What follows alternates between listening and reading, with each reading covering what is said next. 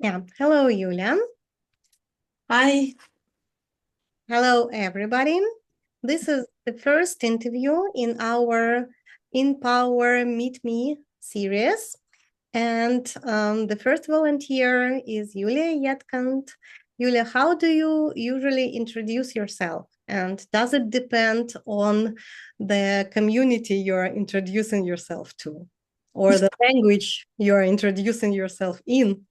So, Hi, everybody. Hi, Zhenya. And first of all, thank you for having me here. It's kind of a bold thing for me to come out in English. This is my first English speaking interview, so never happened to me before, probably. And as to introduce myself, I'm a coach, I'm a mentor of solo entrepreneur and helping professionals, and I help them to grow their businesses and to do it in a quiet way, we can say so, without lots of blogging and very complicated funnels. So this is what I do. do you work in English or Russian now? I work only in Russian, unfortunately. But I know that you speak English and we can hear it and you do it quite well. And also German and Spanish, right? Any other languages? No, I speak English, I speak Spanish, and I can communicate in German, I would say. So I can't say I speak German. No, I definitely, I can't work in German, and I'm not planning to do it. Great. But so being based in Germany, well, I can see why you can speak some German. Well, English somehow, we can take it for granted. Everybody needs it. But how come you started learning Spanish? Why Spanish? I don't know, probably this is kind of something we can call karma. I don't know, because the story is actually quite funny because I was learning English for many years, and finally I went to study to Moscow University to be an English translator. Oh, And after 2 semesters, I understood I don't want to be translator, but my English was so good that I decided, okay, now I have English, I have to learn some new language. And I decided which language will be the most useful for me. And I was working in the printing industry, and I said, okay, German, because we have lots of contacts with Germany, with the printing houses in Germany. So it would be nice to know some German. I bought the German self-study book, and I've read, I think, 2 chapters, and I closed it and I say, never ever I will learn this language. why? German, no go. Why those long words It scared was you? so, I didn't like it. I didn't like it. It was complicated. It was boring. It was not beautiful. I don't know. I didn't like anything about it. So I said, no. So, okay, what other languages exist? So, if it's not a useful one, then let it be the most beautiful one. The most beautiful one is Italian. But who needs Italian? Where do you speak Italian? Okay, Italian also no. And then was Spanish and Portuguese, the beautiful ones and also the useful ones, because you have lots of people speaking Spanish and Portuguese. And I compared how many people speak Spanish, how many Portuguese and Spanish word. Hmm. Well, Decided that I will learn Spanish. I can see you are a mathematician now. So it was a That very was the story. And then rational. somehow, yeah, I met, we had a normal teacher. Then we were introduced to the Cuban girl who was supposed to teach us Spanish, but this didn't work. But she became my best friend. And when I went to Cuba, and then everything was like for 10 years, I was really immersed into Spanish and Latin American culture and everything. Then I went learn to study coaching in Colombia. And actually, this is a big part of my life, is Wow, I didn't know especially about Latin America. Yeah, my first coaching education was in Spanish in Colombia. offline. So you actually went there. It was both offline and online. I was some 3 times I went to Colombia for some time, and then between was online. So you traveled from Moscow to Colombia. Yes, and that's a question which I was asked 150 times on each conference. Mhm. Also, they were asking, how long did it take you to fly from Moscow? All of them. Well, yeah, okay, we know like more or less how long it takes, but like why so? How did you choose this particular institution? Sounds like very adventurous and not that rational. I mean, you chose the language like You see, mathematics. then I decided that I was searching for some way to work with people. I understood that it's my thing. I have to uh, get an education which will help me to work with people. So I was decided between psychologist and coaching, and finally I decided to go this coaching way. I don't remember why, and then I didn't trust much. It was 2011. Yeah, it was quite long time ago, so I didn't really trust the uh, what was available in Russia at the time. So it was clear to me that I want some education abroad. And then I had a friend, a Colombian friend, who made for me one very impressive coaching session, and he told me, "Why don't you go to Newfield Institute?" This is the name of the coaching company.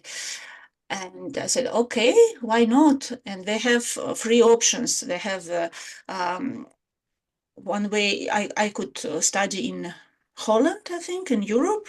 It's very small branch with very little, like 20 people in English, and the founder of the coaching style is not here because it's too far away. It was United States, which I didn't want. I don't remember why. And the third one was Colombia, and it was also the price because it was twice cheaper the education, but the flight here and there 3 times, it was in the end it was the same. Mhm. And I decided that it's much more fun to study in Colombia than to compare to Holland. And that's how I ended up there. Adventurous, yeah. So sounds like you were trying to avoid those cultures like the Netherlands and Germany, It's like, not my thing, totally not my thing. but still you ended up in Germany somehow. So how does it feel now that you have been here for how long exactly? 12 and a half years. Oh, quite some time. So Yeah, it's how definitely not my thing still. uh, No. where is your home? What can you describe as your home? Like somewhere your heart feels fine, really. Um, Normally I feel much better being immersed in these southern countries. People are very open and smiley and friendly, and I don't really feel so good in this northern with the northern people, because in Germany everybody is like transparent. Nobody is contacting. Yeah, there is really avoiding of any contact. Is my impression, at least. Yeah, and, I'm quite reserved by nature, so I feel much better than people are actively involving me in some kind of communication. Yeah, that's why I feel the best in Latin America so far. Maybe I didn't find the exact place yet, but so far this culture is the best one for me. Mm. Okay, so back to your professional track. It was a twisted path, wasn't it? It doesn't look like anything straightforward, like choosing something once and for all and sticking to that. Excuse me. That's fine.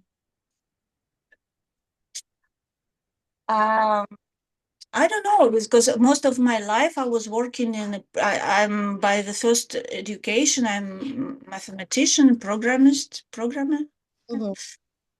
And I was working for 15 years in the printing industry. doing all kind of stuff, starting from designing and I don't even remember how to say it in English, this preparation of the files for printing. Yeah, yeah, I also forgot it. I knew it as I worked for an advertising agency. There was some pre blah blah blah and post blah blah Yeah, blah. yeah, yeah. I also lost all this vocabulary already.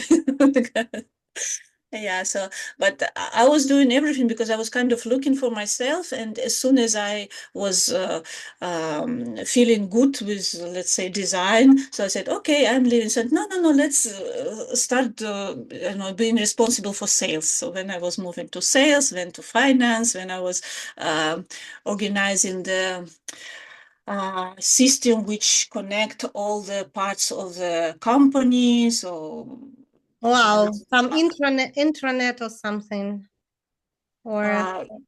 this is kind of CRM, but this advanced CRM which have connect the production because we have a production which is on the other outside of the city. We have office, we have clients, so everything. So we bought one Swiss program, and somebody had to implement it. So I was let's say bridge between the company and the programming people because Mhm. I could understand both parts. I knew everything about the company and I could understand how the people, these IT people, are thinking. So I was between. Wow, wow, you could make a career in IT now because that's exactly what many companies are looking for, like someone who could bridge this gap, like speak the both languages. I'm much out of date now. No, this is possible, of course. Yeah, now it's all the advertising to get the small education, and then you can do this. Yeah, I don't know, 40,000 a year. But who needs this? Yep. Well, how much do you need, if I may? 200,000 at least. So now I you don't think I can make this career in IT now. No, no, not not a suitable age. oh, well. So you are also in charge, well, or you help people to make more money, right? Right now. Yes, but I work specifically with helping professionals and the experts, this kind of people. Yeah, I'm helping them to grow and to grow their businesses, small businesses. Yeah. How did you choose this particular audience? Like, so you have tried yourself in many other roles before. So do you remember this point, like the tipping point when you decided, I want to do that, I want to work with these people exactly? Yeah, because was for a long time, I was in this female direction. So I was working with females, first helping them to meet the right partner, then working with opening the sexuality and sensuality and all this kind of stuff. And at the same time, people started to ask me to help them with business. So it was, let's say, the first client. She was at my coaching program by this female topic, and then she decided to start to she wanted to quit her job and to be astrologist and to earn as an astrologist. And so she asked me if I can help her. I said, why not? Yeah, it was the first client. Yeah, and she started to take her own clients and this I said, this is interesting. So it happens slowly like this, and I had several clients in this easy mode, and when I understood I like it more, it's more like more drive here, more dynamic. That's why I Mhm. came to this. Slowly I switched from the female topic to the business topic. Do you see what is coming next? Like, what is your next step? Hopefully I will be developing what I'm doing now and just grow, because every time we switch the direction we lose a lot. because this is a momentum, the business gaining when we keep on doing the same. And if I suddenly decide to do something, the third thing, I don't know, to work with the health issues, so I will lose everything which I gained now. So hopefully I will just grow. So I would like to also at some point to start working in English and maybe doing retreats also in English. In Russian, I don't see this interesting. But then, Mhm. Do you see anything that hasn't changed? Because you've been doing some programming, you've been doing some sales and management, you've been doing consulting in the sphere of sexuality, now in the business sphere. So, what is it that still remains, that still works for you and kind of makes you yourself, like, because it looks like you're very many different people, like very many different lives that you lived, and some of them doesn't seem to have any connection to one another. So what is it that still remains, well, develops but remains?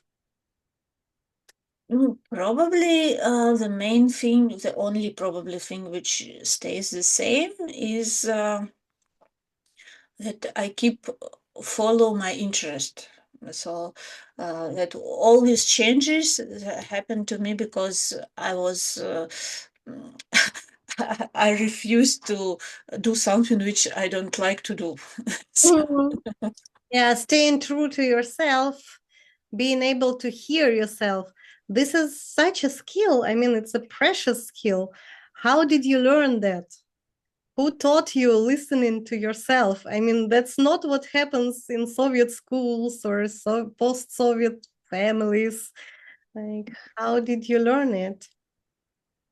I wouldn't name it like this. It's not the way I was listening to myself. This is my 17th, this is this energy from the karmic tail, the 17th one, which pushes you to search, to search for something which is your passion. For somebody is to search for somewhere where you can shine. Yeah, this is a star. In my case, this is a search for uh, something which I really like to do and which I enjoy to do. This how it was. So the other people who now they feel much better than me, they had normal work, they were buying apartments, they were building something. I didn't do anything of this.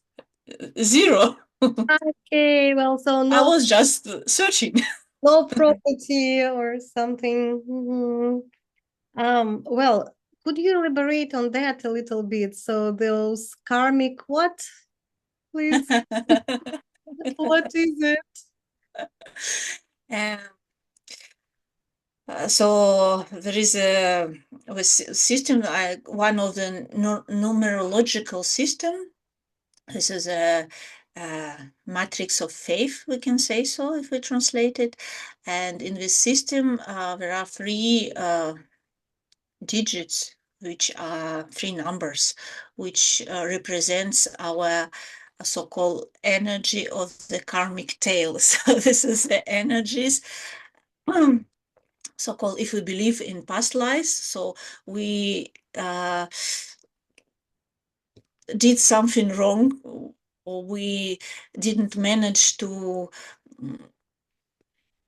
come To fulfill to that. fulfill the tasks according to these energies in the past lives. So in this life, our soul decided that we have to do it again. It's like we were left for the second year in school with these three energies, and that's why we these energies are very important for us on one hand. On the other hand, we always do something about which has connected to these energies in our life. So we can't just ignore it. This happens in a way that we always train ourselves to deal with this kind of a situation. That's why people who has, let's say, my 17th energy, not in the karmic tail, but somewhere in a positive position, we just feel what we are here for. We just shine, and it comes naturally. They don't have to search for 20 years. They don't have to come through some difficulty. It just comes naturally. They know they're, I don't know, musicians, or they're super talented programmers, and that's it. They just go and do it, and they enjoy it, and they shine. This is how it works. But when you some people don't have this energy in the matrix at all, so it's not a question for them. They're not interested in this kind of topics. But if you have it in a karmic tail, so you always have some kind of a difficulties, and this is an important topic for you at the same time. Mhm. Well, so how do you feel this ratio of destiny, of something being pre-planned, and the free will and the decisions that we make? Because coaching, as far as I understand it, is about making decisions, sticking to them, like being active, actually doing something about it, and doing it like ourselves. So how does it work for you? Like, how does it feel to you?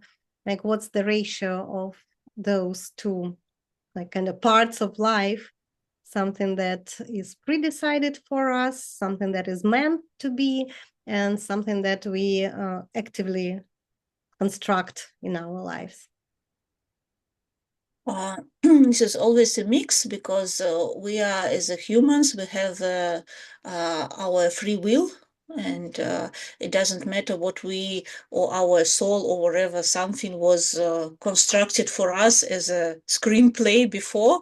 We can say no, we will go other direction. Yeah, it can be very difficult way if we go against the current, but still the free will is always here, and we always finally decide what we're going to do. So it's like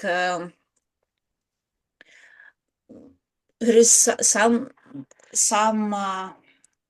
like see, let's say if we imagine a theater, yeah, somebody invented a play, a script, and organized the space. I don't know how to call it, what there is Yes. decorations and everything, but in the end, then the actor is coming, he can say whatever he wants. He doesn't want to follow the play, he can do whatever, and nobody can stop it. In the end, this is his show. That's a nice metaphor. Well, so do we actually have to know, like, what's good about looking into it? Like, what benefits it brings if you research, discover, analyze, and kind of try to make sense of your karmic tales? So how do we put it to use? Like, how do you do it with your clients? Like, why, if we still have the free will, if we still decide for ourselves, why is it helpful learning it? Have you ever done diving? No, only snorkeling, not really. But maybe with snorkeling you can also feel it. So when we swim, just as a swimmer on the surface, so the sea for us is like something, it's only the surface, and there is like nothing underneath. So we don't really perceive this huge blue ocean space, let's say. When we start diving, so it's like we add the huge dimension to our perspective. Yeah, so it's, and then after I started diving, because it was also like 15 years of my life, the constant diving, so this surface view became so shallow and so like there is nothing. It's not interesting to swim, because you don't you can't see, you can't feel this huge world which is underneath the surface. The same happens when we start looking at this esoteric stuff. So we add a new dimension to our picture of the world. So we have our normal view, like we learned the physics and everything, and it stays, nobody takes it away, but we add some depth. And this depth gives us lots of benefits, in my opinion. So it gives us a lot of meaning, it gives us a lot of strength, it gives us lots of, uh, you can say, inspiration. Power. It's actually also about power, right? Yeah, we can say so. That's why I think it's always good if, and it's not like you can say you can do it against yourself. It's either click if actually this is also the karmic stuff. If you have to open it for yourself, then something happens and you meet somebody or you will read some book or something will happen to you and you will see this depth. If it doesn't happen to you, that means you don't need it. Your soul for this life doesn't require this kind of stuff, and you will never get in touch with this knowledge. Well, yeah, now it makes me think of our group. So everybody, we are here for a reason. You And join. this is very strange that our conversation went in this way. It was not planned. Yeah, that's life. So maybe that's what you guys just need to hear right now. Somebody needs to hear this. Well. So, Yulia, what would you like to say to people who are now in the group, who are probably considering their next step in lives, their next step in career, learning languages, acquiring some other important skills, but they kind of second guess themselves. They have some doubts and hesitations whether they are capable, whether they have enough, whatever it is, energy, skills, and knowledge, or the time, like hesitations. How do we deal with hesitations? Like, what's your strategy? Uh, I think that languages is something which is super important in our life because it really opens for us many doors. And I was thinking about why I don't feel bad about my German. I might be uh, um, kind of like now the German words are coming into my mind. Yep, happens to As me. a, yeah, I might be saying that my German is not so good, but actually, I don't really feel bad because of my German, despite my almost 13 years in the country, because I always have some kind of internal support that I know I speak two other languages, foreign languages, and this I'm fine. Yeah. So I guess when we know at least one foreign language, at least English, which is like basic stuff for life. This gives us lots of, first of all, internal strength because yeah, we know that wherever we are in Africa, in Germany, in wherever, we always will be fine because somebody will understand us. And on the other hand, it opens lots of doors. So I think it just to follow the path and little by little to get it. Even if I could learn it, then anybody can learn it because I am somebody who doesn't have any ear for languages. This is not me. I was 10 years of English, 10 years of Spanish, and you see 13 years of no German. So Okay, thank you for that encouragement. And everybody, please listen, try and kind of try it on, like how it feels to you. And you are also very, very welcome to join the interview series. So if you'd like to speak to the other participants, to the other members of the group, please drop me a line and we'll arrange an interview with you as well. Yulia. Thank you for being the first. It was a very, very nice talk and a pleasure to talk to you. Thank you, Zhenya, for my first English-speaking interview.